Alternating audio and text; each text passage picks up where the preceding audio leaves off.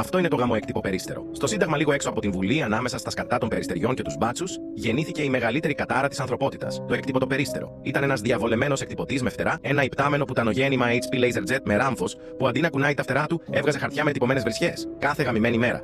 Ο Κώστας, ένας καρμύρης υπάλληλος γραφείου, που το μόνο που ήθελε ήταν να πιει τον καφέ του χωρίς να τον γαμίσει η μέρα του από τις 9 το πρωί, ήξερε το περιστέρι. Μόλις έβγαινε από το σπίτι του, το έκτυπο το περίστερο του εκτύπωνε πρόστιμα της εφορίας, διαζύγια που δεν είχε πάρει ποτέ και screenshots από τα μηνύματα της πρώην του. Και αν τολμούσε να το αγνοήσει. Το Μπουτσόπουλο τον ακολουθούσε μέχρι τη δουλειά και τύπωνε Α4 με τις μεγαλύτερες πούτσες που είχε δει η ανθρωπότητα. Παλιωμαλάκα Κώστα πλήρωσε τα κοινόχρηστα. Μία μέρα ο Κώστας τα πήρε στο κρανίο. Πήρε μια ηλεκτρική σκούπα, πήγε στην πλατεία και το κυνήγησε φωνάζοντας: «Έλα εδώ γάμο την καταδίκη μου να σε κάνω PDF». Το έκτυπο το περίστερο όμως ήταν ήδη 3 βήματα μπροστά. Ακριβώς την ώρα που ο Κώστας ήταν έτοιμος να του ρίξει μία, το περιστέρι τύπωσε έναν τριδιάστατο εκτυπωμένο πούτσο και του τον εξφενδώνησε στο πρόσωπο. Ο Κώστας γονάτισε από την απόγνωση.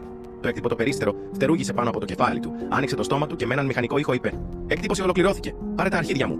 Και κάπως έτσι, το έκτυπο το περίστερο συνέχισε την ύπαρξή του, σκορπίζοντας απόγνωση, έντυπα Α4 και κατάρες σε όλη την πόλη.